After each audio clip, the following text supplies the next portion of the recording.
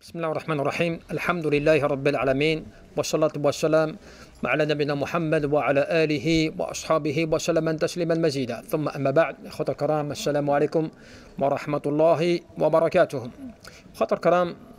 Aujourd'hui Inch'Allah nous allons aborder un sujet très important concernant ce que l'on appelle en fait justement les œuvres al-a'mal al-qalbiyah, donc ce qui en est en fait des œuvres du cœur.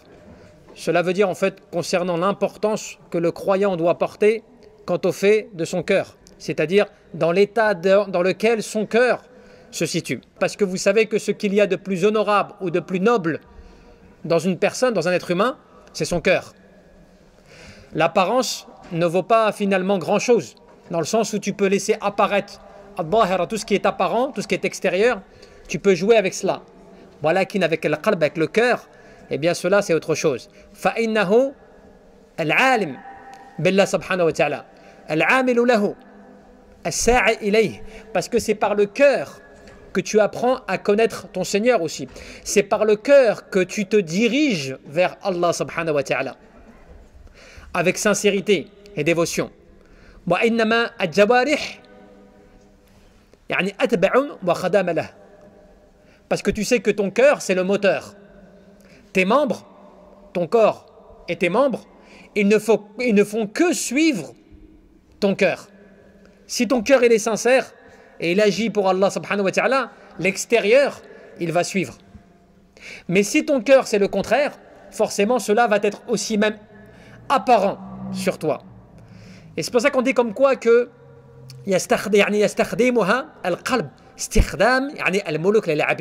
c'est pour ça que le cœur, il est comme un peu, on va dire, le moyen de main-d'œuvre.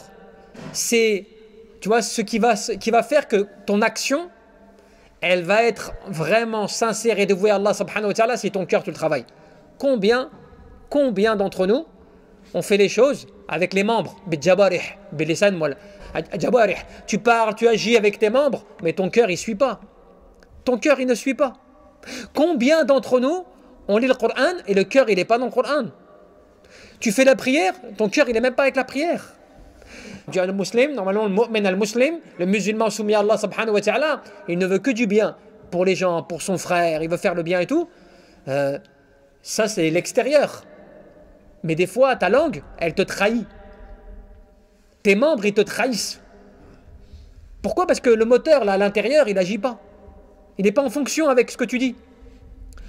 Et c'est pour que les ulama, subhanallah, qu'est-ce qu'ils te disent? وَأَكْثَرُ النَّاسِ جَاهِلُونَ بِقُلُوبِهِمْ وَنُفُوسِهِمْ وَاللَّهُ يَحِلُ بَيْنَ الْمَرْءِ وَقَلْبِهِ. Beaucoup, la plupart des gens, te disent les ulama, من العلماء الكبار من أئمة الإسلام, parmi ceux qui sont des références pour nous, en commençant par Sahaba, par les compagnons, jusqu'à ceux qui ont été les plus nobles encore parmi ceux qui sont venus après, ils te disent, la plupart des gens, ils ne connaissent pas leur cœur.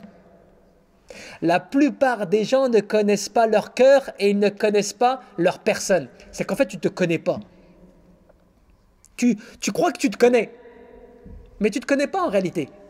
Et ton cœur, tu ne sais même pas, au point même que tu oublies que Allah subhanahu wa ta'ala, dans le Coran, Allah jalla fi'oula, il se situe entre la personne et son cœur.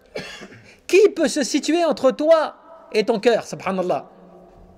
C'est quelque chose qui est impénétrable. Allah jalla fi'oula, il se situe, il dirige cela, il oriente cela. C'est pour ça qu'on te dit que وَذَلِكَ أَنَّ الْقَلْبِ مَلِكْ الْجَوَارِحِ وَقَائِدُهَا وسائسها وهو كما يقول العز بن عبد السلام رضي الله عنه يعني مبدأ التكاليف كلها ومحلها أو يعني مستورها القلوب. Tu sais, le cœur, il est le roi, il est le maître des membres. Si ton cœur il agit en toute sincérité, tu es le cœur, si tu voulais bien encore plus comprendre, le cœur il est l'équivalent de la tête pour le corps. Il est l'équivalent de la tête pour le corps, le cœur. C'est lui qui dirige tes membres. C'est lui qui te dit comment tu dois agir dans le bien ou dans le mal. Subhanallah. Un des grands savants disait, à la base, tout est dirigé, commandé par le cœur. Dans toutes tes œuvres, le démarrage même de tes œuvres, il émane de ton cœur. Ce que contient ta poitrine, subhanallah. وصلح كذلك الأجساد يعني موقوف على صلاح القلوب. la pureté, la sainteté de ton cœur, de ton corps dépend de la pureté de ton cœur. L'inverse aussi est valable. L'impureté de ton cœur va forcément causer du tort sur ton corps, sur tes membres, sur tes paroles, sur tes actions. Ce n'est pas par hasard que le prophète sallallahu alayhi wa sallam te disait Ala wa inna fil jasadi mudghatan. In salahat salaha al jasadu kulluh wa idha fasadat fasada al jasadu kulluh. Ala huwa hiya al qalb. Quand le prophète il te dit cela, il t'a réuni l'ensemble de ce que tu peux comprendre de cela aussi, d'une certaine manière. Quand il te dit qu'il y a dans le corps un morceau de chair. Dans le corps, il y a un morceau de chair. Si celui-ci est bon, donc est pur, l'ensemble du corps est pur et bon. Mais si celui-ci est perverti, est pervers, eh bien l'ensemble du corps va être ainsi. Et qu'est-ce qu'il dit? Wahiya, al-ahwaya, al-qalb. Et cela est le cœur. C'est le cœur. C'est pour ça, ibadallah, ay ida salahat, wa ida fasadat, bijuhalat, ou kadal yani, ida salahat bil ma'arif, ومحاسن الأحوال والأعمال الصالحة الجسد كله بالطاعة الله عز وجل والإذعان. Comment toi tu purifies ton cœur? Eh bien tu le purifies par l'obéissance à Allah. Tu le purifies par le fait de soumettre ton cœur à accepter l'obéissance à Allah et à le suivre, à le mettre en action pour que ton corps suive. Au point même que des fois ce que tu vas dire, tu sais ce que tu vas prononcer avec ta langue, que ce soit en état de colère, peu importe, que tu vas maîtriser, ça émane par rapport à ton cœur. Si ton cœur, alhamdoulilah, il est pur, il est sain, à partir de là, tu vas maîtriser tes propos, tu vas maîtriser tes actes, tu vas maîtriser ton regard, tu vas maîtriser ce que tu dois écouter, ce que tu entends des gens. Finalement, ton cœur, il est comme pour toi, tu vois, un radar d'analyse. Il est comme un scanner, tu vois, de tes membres, de tes actions.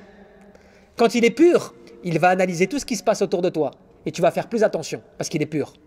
Mais lorsqu'il est perverti, c'est flagrant, tout le monde le vit. Quand ton cœur il est touché, il est faible, il est touché de perversion, par le fait des péchés et autres, eh bien tu te rends compte que c'est valable sur tes actions. Tu le vois toi-même, tu le vois sur tes actions. Tu le vois comment ce que tu parles, tu vois comment ce que tu prononces comme parole dans certaines personnes. Et ça nous arrive, certaines personnes, c'est comme cela. Tu as des gens qui sont très bien quand tout va bien.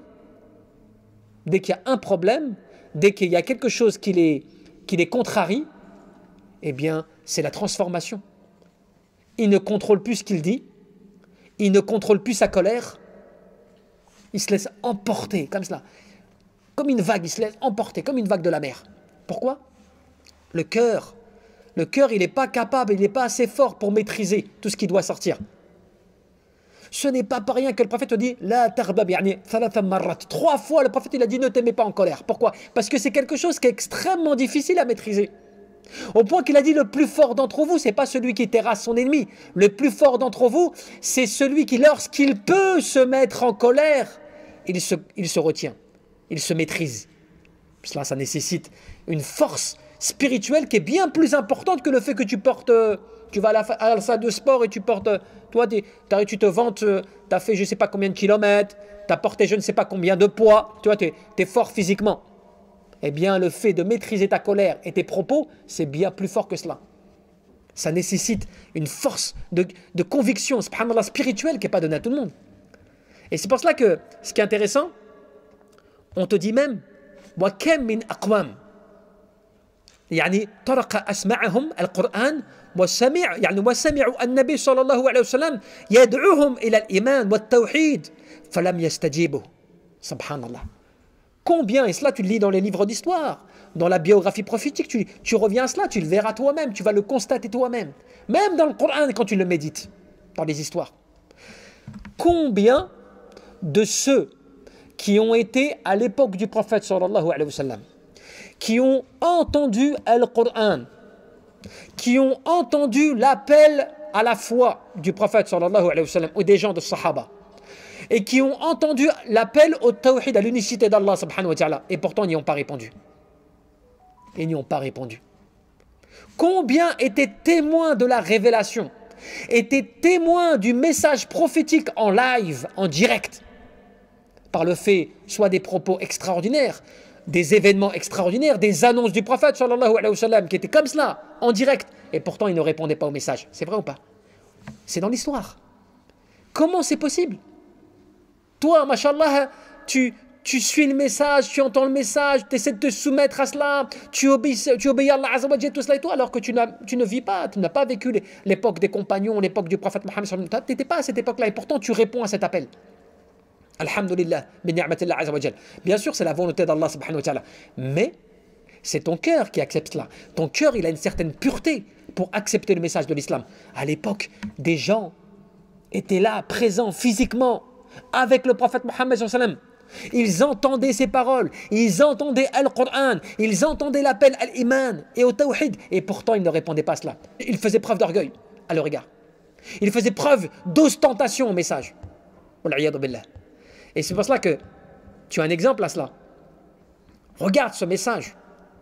Regarde ce message de Hamid al-Ulama al-Salihin, un des pieux. Qu'est-ce qu'il disait? Qui est une vérité incontestable. Il te disait quoi? La yakun hammu ahadukum fi kathrati al-amal. Il ne faut pas que l'un d'entre vous se soucie de la quantité de ses œuvres. Comprenez bien ce qu'il dit après. Il dit il ne faut pas que l'un d'entre vous ne se soucie sur la quantité de ses œuvres. Walakin liyakun hammuhu fi ihkamihi wa tahsinihi. Mais il faut qu'il se concentre, qu'il se soucie sur les conditions et l'excellence de ses œuvres. Déjà, cette première partie, elle est très importante à comprendre. Ce qu'il faut que tu regardes, ce n'est pas la quantité de tes œuvres, mais c'est la qualité de tes œuvres. D'accord? Ce qu'il faut que tu regardes, ce n'est pas le nombre d'œuvres que tu fais, mais c'est comment ce que tu fais ces œuvres, comment elles sont animées ces œuvres, comment elles sont alimentées ces œuvres pour Allah Azza wa Jal. Ça fait toute la différence. Hein? Et ensuite, il te dit فَإِنَّ الْعَبْدَ قَدْ يُصَلِّ وَهُوَ يَعْصُ اللَّهُ عَزَّ وَجَلَّ فِي صَلَاتِهِ. Il y a quelqu'un qui va prier, qui va accomplir la prière alors qu'il désobéit à Allah. وَقَدْ يَصُومُ وَهُوَ يَعْصُ اللَّهُ عَزَّ وَجَلَّ فِي صِيَامِهِ. Et il y en a certains qui vont jeûner et qui vont désobéir à Allah dans leur jeûne. Ils vont prier et ils vont désobéir à Allah dans leur prière. Et ils vont jeûner et ils vont désobéir à Allah dans leur jeûne. Donc qu'est-ce que cela nous démontre? Que ce n'est pas la quantité des œuvres que tu vas faire qui pèse dans la balance. Ce qu'il va compter dans tout cela, c'est la qualité de tes œuvres. Que ta prière, que ton jeûne, que tes actes d'adoration, que tout cela soit voué pour Allah Azza wa Jal, comme Allah Jalla fi'ula, il l'aime et il l'agrée. Pas comme tu veux toi. Et c'est pour cela qu'il disait, qu'est-ce qu'il disait? من العلماء ça tu le retrouves parmi كبار العلماء. te dit quoi? te dit يعني فمحل يعني نظر الله سبحانه وتعالى وهو قلب العبد فإذا صلح قلبه كذلك. Lorsque Allah جل في علاه, qu'est-ce qu'il regarde? Allah il regarde le cœur, n'est-ce pas? Comme في الحديث Allah عز وجل في أموالكم. Allah عز وجل ne regarde pas vos corps et votre argent, n'est-ce pas? Allah il ne regarde pas vos œuvres, ce que toi tu montres extérieurement. Allah جل في علاه فإن الله جل في علاه ينظر يعني إلى قلوبكم وأعمالكم. Allah Azza wa Jal regarde quoi? Il regarde vos cœurs et vos œuvres. Il ne regarde pas l'extérieur. Comment est-ce que vous êtes? Est-ce que tu es grand? Est-ce que tu es petit? Est-ce que tu es fort? Est-ce que tu es faible? Est-ce que tu es beau? Est-ce que tu es ceci? Allah Jalla fi'ala ne regarde pas cela. Il regarde ton cœur et tes œuvres. Comment tu agis? Eh bien, sache, comme on te le dit, وَإِذَا كَانَ الْقَلْبُ فَاسِدًا فَرُبَّمَا. Si le cœur il est perverti, c'est pour cela, ibadallah, que c'est très important de faire le travail du cœur, d'agir sur le cœur. Si le cœur il est perverti, فربما سجد صاحبه يعني ركع مع رسول الله صلى الله عليه وسلم وهو في الدرك الأسفل من النار ونعوذ بالله من ذلك. Il disait, il se peut que lorsque le cœur il est faible, le cœur il est perverti, eh bien celui-ci, il va se prosterner. Il va adorer Allah dans la forme. Il va faire une prosternation, une génuflexion avec le prophète Mohammed, n'est-ce pas? Et pourtant, il fera partie de ceux qui seront dans les plus bas fonds de l'enfer. Vous allez me dire comment c'est possible. Il prie, il fait sujoud avec le prophète Mohammed et pourtant il fait partie des plus bas fonds de l'enfer. Comment c'est possible cela? Eh bien, qu'Abdullah ibn Ubay ibn Saloul, on avait à l'époque du prophète des hypocrites, dont à leur tête, tu vois, Abdullah ibn Ubay ibn Saloul, qui était à leur tête des hypocrites, n'est-ce pas? Et eux, qu'est-ce qu'ils faisaient? Ils priaient avec le prophète. Ils étaient avec les musulmans. Ils étaient dans les mosquées. Plus que cela encore. فقد كانوا يخرجون مع الرسول الله عليه الصلاة والسلام في الغزوات. Ils allaient carrément en expédition militaire. T'imagines? D'un point de vue textuel, c'est des grandes œuvres, c'est des grandes actions. C'est quelque chose qui, à l'époque du prophète, les compagnons, ils étaient dévoués à cela, sincèrement, ils recherchaient la récompense d'Allah, et pourtant ces gens-là étaient parmi eux, mais ils ne croyaient pas en Allah et en son prophète. Ils étaient parmi eux, et Allah a annoncé que ces gens-là feront partie des plus bas fonds de l'enfer, parce qu'ils extériorisaient la foi, ils montraient qu'ils étaient musulmans, mais dans leur cœur, ils ne croyaient en rien de tout cela. Là, tu te rends compte de la gravité de la perversion du cœur. Quand celui-ci est perverti, jusqu'à où ça peut aller. Alors toi, tu vas me dire, oui, mais moi, je ne suis pas hypocrite, alhamdoulilah, moi, je crois en Allah, je suis sincère, je crois au prophète, j'y crois, moi. Bien sûr. Mais on ne parle pas de cela. On parle du fait que tu laisses ton cœur suivre les passions, les péchés, tu ne maîtrises pas ta langue, tu ne maîtrises pas tes œuvres, tu vois. Tu fais la prière, tu ne maîtrises pas ce que tu fais dans ta prière. Tu jeûnes, tu ne maîtrises pas ce que tu fais dans ton jeûne. Il se peut que dans la prière, tu fasses des actes de désobéissance. On voit déjà des fois des frères, par exemple, il prie, tu vois, il met son manteau devant lui. Et à chaque fois qu'il fait un sujoud, qu'est-ce qu'il fait? À chaque fois, il fait des mouvements, tu sais, il ramasse son manteau pour le plier bien, pour faire sujoud. Après, il remonte. Et à chaque fois qu'il refait sujoud, il reprend son manteau, il le replie, tout ça. Là, tu es en train de faire des harakat, tu es en train de faire tu augmentes des gestes dans ta prière. De manière mécanique. Tu augmentes tes gestes. Certains ulama, ils disent que cela, ça pervertit ta prière. Ah oui. Mais toi, tu penses que c'est pas grave. Tu vois? Tu rajoutes, tu fais des choses, tu sais pas. Mais pourquoi cela? Parce que tu n'as pas regardé, comme on l'a dit quand l'alem disait quoi? Que tu regardes les règles et l'excellence de tes œuvres. C'est que ta prière, tu saches comment faire. Tu en as certains, des fois même, il ne fait pas exprès, c'est pas de sa faute. Mais puisqu'il n'y a pas le travail du cœur, par exemple, il va avoir mal un peu aux yeux. C'est constant, il porte des lunettes, il a mal aux yeux. Et à chaque fois dans la prière, il va se frotter les yeux, mais pendant au moins 1 minute. 1 minute comme ça. Il est alors en train de réciter, soi-disant, sa sourate, des choses comme ça, et pendant 1 minute, il est en train de se frotter les yeux comme ça, 1 minute, 1 minute. Mais il ne se rend pas compte de ce qu'il fait. Tu vois? Ses gestes, il ne les contrôle pas à ce moment-là. Alors tu vas dire, oui, mais c'est pas de sa faute, puisqu'il n'y fait pas exprès. C'est vrai. Mais si ton cœur, il est concentré à la prière, ton esprit, il est concentré à la prière, wallahu a'lam, si tu vas balader tes bras comme ça, à droite, à gauche. Un jour, Omar, il rentre à la mosquée, il voit un homme qui était en train de faire la prière, il faisait que de toucher sa barbe. Il touchait sa barbe, touchait sa barbe, touchait sa barbe, touchait sa barbe.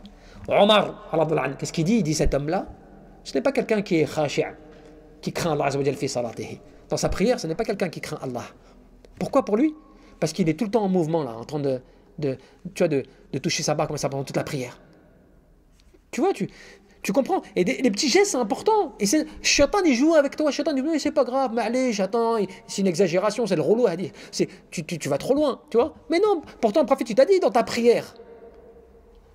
Fi salat al-jumu'ah, quand l'imam, il fait le khutbah, tu es en train de jouer avec un petit caillou, ou là tu es en train de jouer avec quelque chose d'autre, tu as perdu une partie de l'ajar de ton jumu'ah. Comme dans le hadith sahih. Dans le hadith sahih. Tu as perdu. Le fait de dire à ton voisin juste, chut, parce qu'il parle, ou il te dérange, juste le fait, toi tu te retournes, tu lui dis chut, tu as perdu une partie de l'ajar. Comme dans le hadith. Donc, si des choses aussi petites comme ça, elles ont tant d'importance, c'est qu'il y a une raison. La concentration du cœur, la pureté du cœur, de comment toi, ton esprit, ton cœur, il est avec Allah subhanahu wa ta'ala. Tu comprends maintenant pourquoi les œuvres, elles sont. Et donc tu comprends au plus grave niveau des gens qui priaient avec le prophète, qui étaient avec le prophète, qui étaient partis en ghazouat avec le prophète, qui faisaient des choses énormes, des actes énormes avec le prophète, et pourtant, ils font partie des pires. Tu vois? Et autant, tu as ceux qui faisaient un tout petit peu, et pourtant leurs œuvres, elles montent, elles traversent les 7 cieux. Subhanallah, tellement ils sont sincères dans leurs œuvres. Et pourtant, Khalil, elles sont petites.